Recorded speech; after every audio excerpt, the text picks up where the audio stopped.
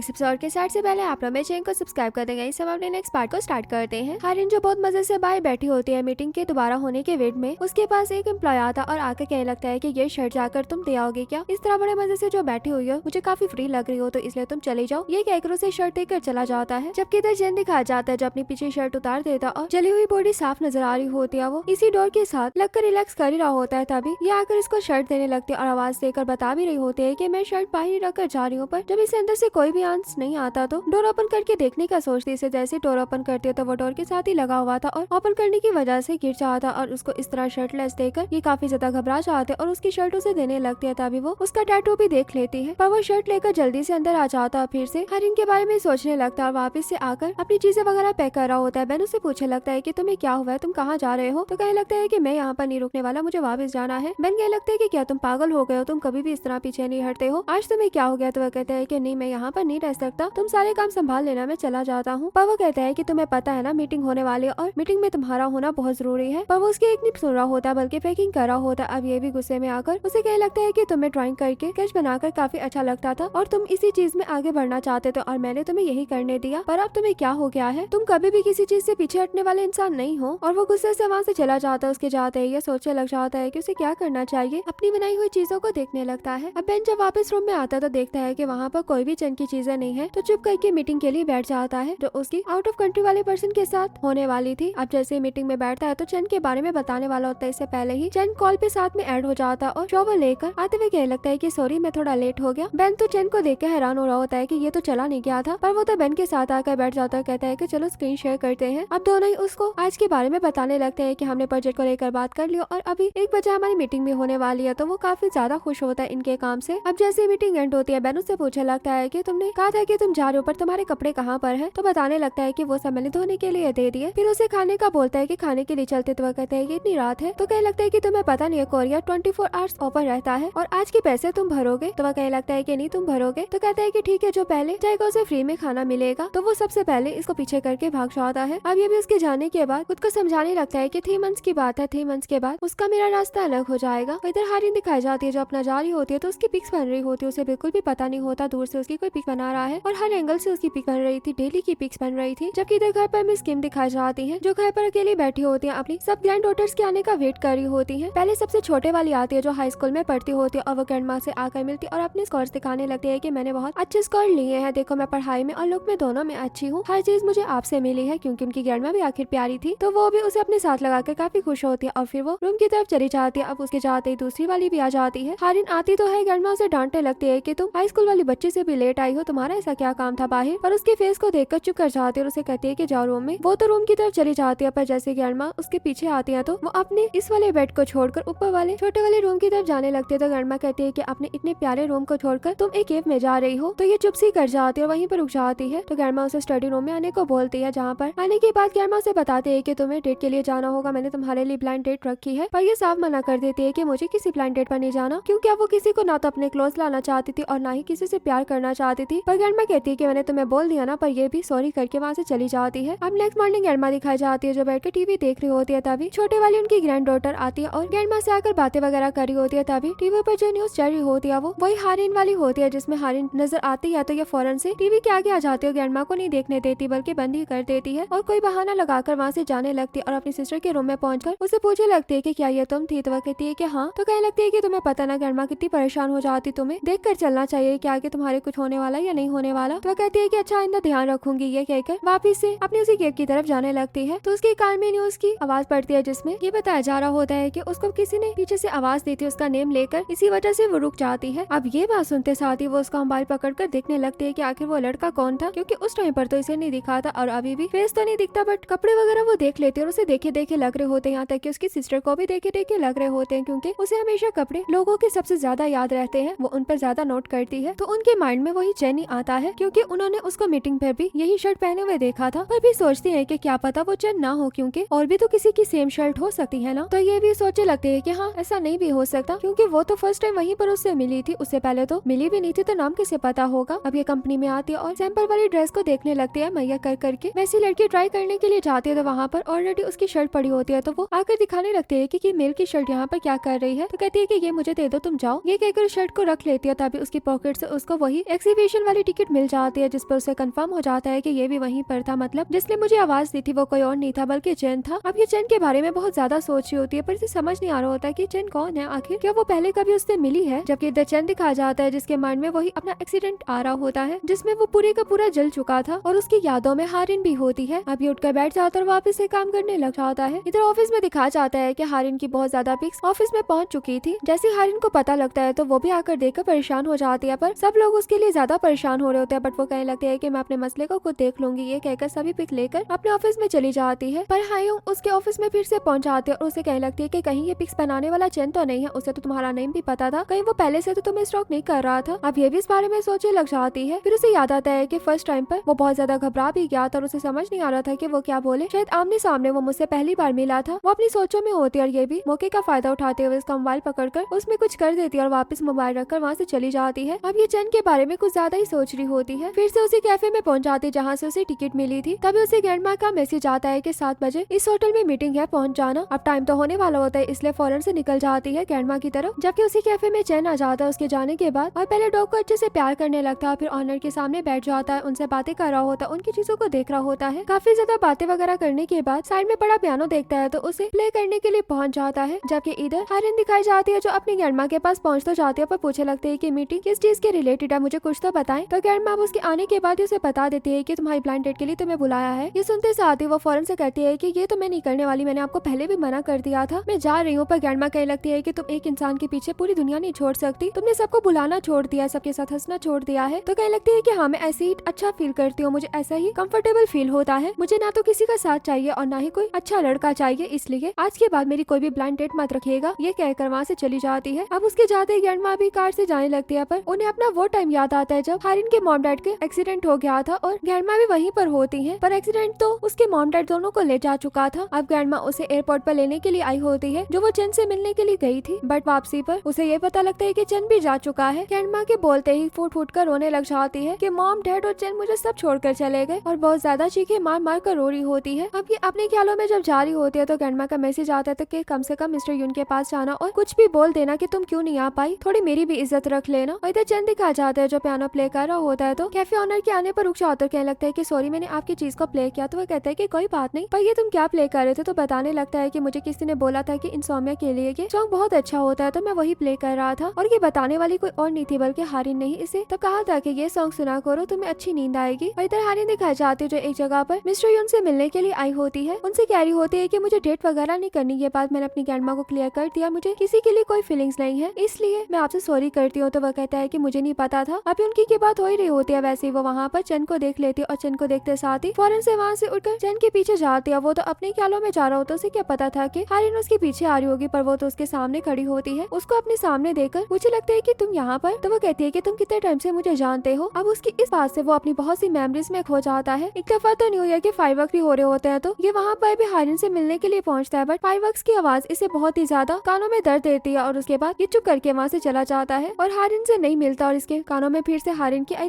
Love you वाली आवाज गूंज रही होती है। और इसी के साथ ही हमारा ये पार्ट यहीं पर एंड हो जाता है। वीडियो अच्छी लगे तो वीडियो को लाइक करना।